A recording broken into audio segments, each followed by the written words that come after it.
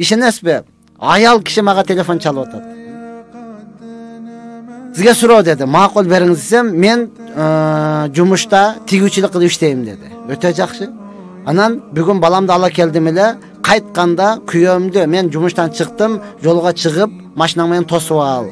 Маршруткадан жолго чейин бир канча алыс экен, баламды көтөрүп барганга бир канча кыйын. Ансыз деле мен жумуштан чарчап чыктым.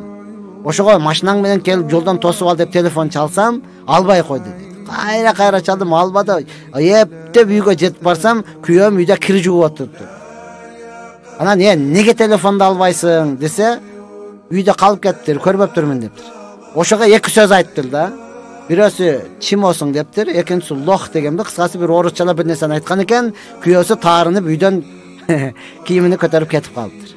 Ошого эмне кылайын деди да. Анан мен деле ачуум келгенден айттым, кеткен катын кете берсин деди. Десем, жок, сиз түшүнбөй калдыңыз, менин күйөөм деди. Түшүндүм дедим.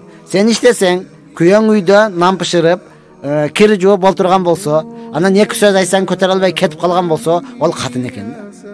Макул, мурда дагы ушундай болгон болсам, ооба, эки жолу болгон, үйгө барып кайнемден сурап алып келгенмин деди. Анан айттым, андайды мен билбейм дедим. Аны менен сиз өмүр бою кантип жашап кетесиз? Рас кеткен болсо кетсин. Сиз ошол мужиктигине ишиңизди кылып туруп, башка эле карасаңыз, менин кеңешим. Анан дагы өзүңүз ойлонуп көрөсүз деди. Ага дагы жаккан окшойт. Анан ошол менен ажырашкан экен. Бир тууган эжеси мага чыгыптыр. Сен неге кеткен катын кете берсин деп айтасың? Анан башка не деп айтайын мен? Барып алып келип жашай бер десеңиз, алып келип жашай берсе болмок да. Анан макул дедим, алып келип жашай берсин, азыр деле кеч эмес. Бирок андай эркек менен жашашлык мен өмүрүмдө чынында эле биринчи жолу угуп атам. Ал эмес мелден намыстанып кеткенден болду, токтотуп койсун деп айтып атам.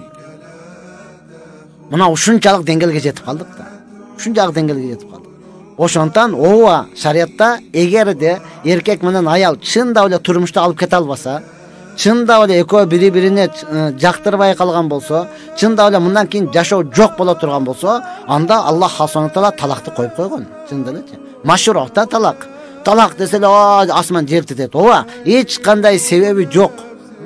Эч бар жок жетиши, тойгонду кой көтөрөтөн, тойгондуктан эми мен башканы дагы көрөйүн, эми ажырашайын дейт болсо, анда жер титирейт да. Жок, экөө тең, бири намаз окуса, экинчиси окубайт, бирөөсү оку десе берге урат, же болбосом эркек деген кылып тамагып келип бере албайт, ошол эле учурда урат, ошол эле учурда тебет, ошол эле учурда жакшы карабайт. Андай боло турган болсо, өзүнү дагы кыйнабасын, башка бирөөнүн кызы, аялды дагы кыйнабасын.